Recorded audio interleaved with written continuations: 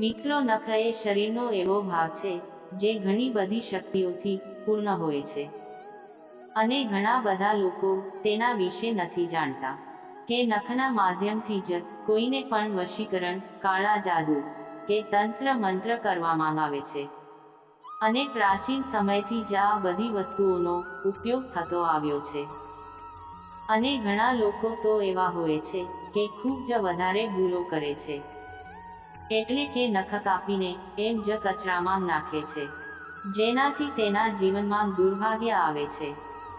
તો મિત્રો, આજના આ વિડીયોમાં ખૂબ જ ખાસ જાણકારી વિશે તમને જણાવીશ, જેને તમે જાણશો તો તમે તમારા જીવનમાં દુર્ભાગ્યને સૌભાગ્યમાં બદલી શકશો। જો તમારા જીવનમાં ધનની સમસ્યા છે તો નખના માધ્યમથી ધનની સમસ્યાને દૂર કરી શકાય છે।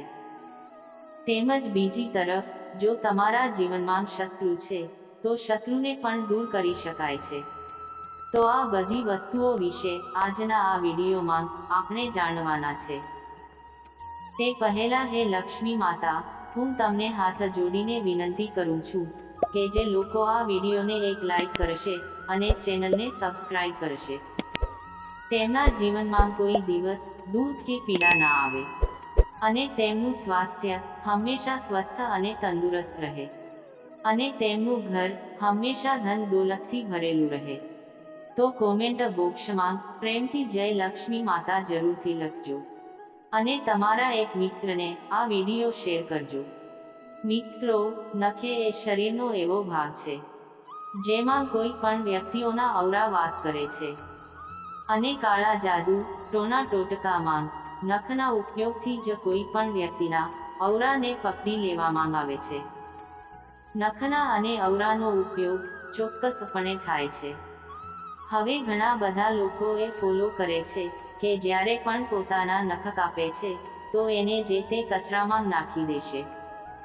તો આવું બિલકુલ પણ ન કરવું જોઈએ, કેમ કે જો તમારા નખને તમે કચરાપેટીમાં નાખી દેશો તો તેનાથી તમારું ભાગ્ય ખરાબ થઈ જાય છે અને ઘણા બધા લોકોને તેના વિશે ખબર નથી હોતી, કેમ કે નખને તમે જેવા જ કચરાપેટીમાં નાખો છો તો તેનો સીધો પ્રભાવ તમારા જીવન ઉપર, તમારા ભવિષ્ય ઉપર અને તમારા ઔરા ઉપર પડવા લાગે છે। જો કોઈ પણ વ્યક્તિના ઔરા બગડી જાય તો મનમાં ટેન્શન અને ડિપ્રેશન થઈ જાય છે, કેમ કે કચરાપેટીમાં સડી ગયેલી અને ખરાબ વસ્તુઓ રહે છે અને તમે ત્યાં જ તમારા નખને ફેંકી દો છો તો એ બધી વસ્તુઓનો પ્રભાવ તમારા ઔરા ઉપર પડવા લાગે છે, જેના કારણે મનમાં બેચેની અને દર્દ થવા લાગે છે। તો બીજી વાર તમારે ધ્યાનમાં રાખવાનું છે કે નખને તમારે કચરાપેટીમાં નથી ફેંકવાનું, પરંતુ જો તમારા જીવનમાં ધનની સમસ્યા છે તો તમે આ વાતનું ધ્યાન રાખો કે મંગળવાર અને શનિવારના દિવસે ક્યારેય પણ નખ ન કાપવા જોઈએ અને નખને કાપવા માટે માત્ર બુધવાર અને શુક્રવારનો દિવસ શ્રેષ્ઠ છે। શુક્રવારના દિવસે તમે આ નખને કાપીને જો કોઈ પણ વડના વૃક્ષના મૂળમાં નાખીને આવો છો કે પછી તમે તમારા ઘરની આસપાસ જે ઘણા બધા વૃક્ષો અને છોડ વાવીને રાખ્યા છે, તમે એ જ કુંડમાં તમારા નખને કાપીને નાખી શકો છો। શુક્રવાર અને બુધવારના દિવસનો જ ઉપયોગ કરવો જોઈએ। જો તમે એવું કરો છો તો તેનાથી તમારા ઔરા એકદમ સારા થવા લાગે છે, એટલે કે તમારા જીવનમાં જેટલી પણ બાધાઓ ચાલી રહી હોય છે કે ગમે તેવી ધનની સમસ્યા હોય તો તેનાથી એકદમ સારી થવા લાગે છે, કેમ કે નખમાં ઔરા હોય છે અને જો તમે તેને કોઈ વૃક્ષ કે ઝાડમાં નાખી દો છો તો તે જ વૃક્ષ કે છોડનો પ્રભાવ તમારી ઉપર પડવા લાગે છે। તેનાથી જીવનમાં આવી રહેલી ઘણી બધી સમસ્યા દૂર થઈ જાય છે।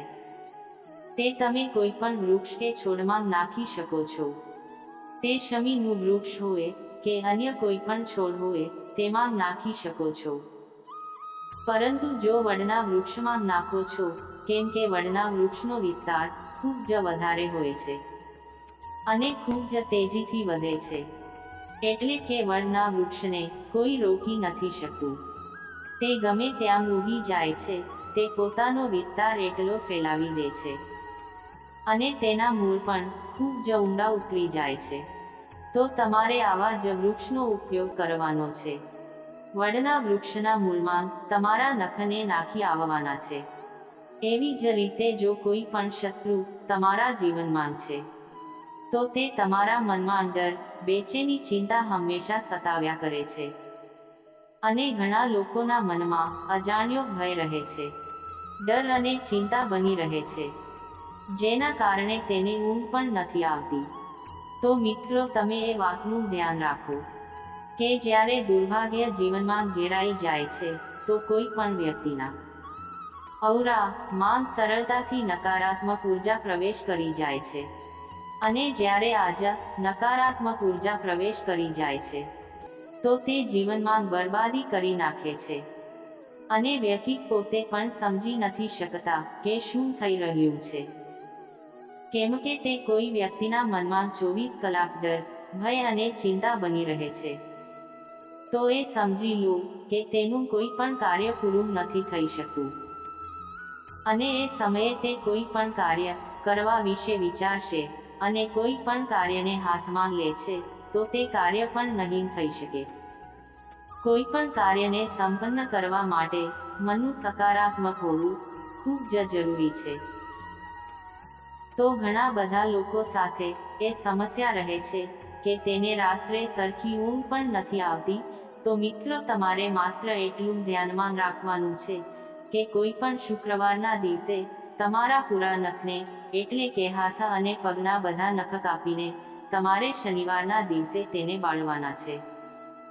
એ વાતનું ધ્યાન રાખો કે શુક્રવારના દિવસે જ તમારે તમારા નખ કાપવાના છે અને તેને સંભાળીને રાખી દેવાના છે. પછી શનિવારના દિવસે તેને કપૂરની મદદથી કે કોઈ પણ લાકડીને બાળીને તેની ઉપર નખને બાળીને બિલકુલ રાખ કરી દેવાના છે. અને એ વાતનું પણ ધ્યાન રાખવાનું છે કે નખ બિલકુલ રાખ થઈ જવા જોઈએ અને આ રાખને કોઈ પણ કુંડામાં નાખી દેવાની છે. આવું કરવાથી તરત જ ડર કે દરેક ચિંતા સમાપ્ત થઈને રાખ થઈ જાય છે. આ ખૂબ જ સરળ પ્રયોગ છે. તમે એ વાતનું ધ્યાન રાખો કે ઘણા બધા લોકોને મુશ્કેલી થાય છે, તેને તંત્ર મંત્ર વગેરે થઈ જાય છે, ભૂત પ્રેત ઘેરી લેશે, જેના કારણે તે ક્યાંય જઈ નથી શકતા અને જીવનનો કોઈ પણ આનંદ નથી લઈ શકતા. તો તમે એ વાતનું ધ્યાન રાખો કે શુક્રવારના દિવસે તમારે હાથ અને પગના નખ કાપીને શનિવારના દિવસે તેને લવિંગથી બાળવાના છે. જ્યારે સૂર્યાસ્ત થવાનો હોય એટલે કે સાંજના સમયે તમારે એને બાળવાના છે અને એ જ રાત્રે તે રાખને કોઈ પણ કુંડામાં નાખી દો. જેવો જ તમે આ પ્રયોગને કરવાનો શરૂ કરશો તો તમે જાતે જોશો કે જે પણ નકારાત્મક ઉર્જા તમને પરેશાન કરી રહી હતી તે જાતે જ ડરીને ભાગી જશે. કેમ કે નકારાત્મક શક્તિને આગથી ખૂબ જ ડર લાગે છે. એટલા માટે જે પણ વ્યક્તિનું અગ્નિતત્વ મોટું હોય છે તો તે વ્યક્તિને ક્યારેય પણ ભૂત પ્રેતો જેવી સમસ્યા સતાવતી નથી. તો આ વિડીયોમાં તમને જેટલા પણ પ્રયોગો જણાવ્યા છે તેને ચોક્કસપણે કરો. તમે જાતે તમારા જીવનમાં બદલાવને જોઈ શકશો. અને મહિલાઓએ પોતાના વાળને પણ નાહી અને ત્યાં ફેંકવા ના જોઈએ. તે પણ નકારાત્મક ઉર્જાનો સ્ત્રોત હોય છે. ક્યારેય પણ પોતાના વાળને ફેંકતા પહેલા તેની ઉપર થૂકી નાખો, જેનાથી તેની ઉપર કોઈ ક્રિયા ના થઈ શકે. મિત્રો, જો આ વિડીયો તમને પસંદ આવ્યો હોય તો વિડીયોને એક લાઈક કરજો, ચેનલને સબસ્ક્રાઇબ કરજો અને બાજુમાં આપેલ બેલ આઇકોન પ્રેસ કરી ઓલ પર સિલેક્ટ કરી લેજો, જેથી તમને વિડીયો નોટિફિકેશન સૌથી પહેલા મળતી રહે. અને કોમેન્ટ બોક્સમાં જય લક્ષ્મી માતા જરૂરથી લખજો. વિડીયોને છેલ્લે સુધી જોવા બદલ આભાર.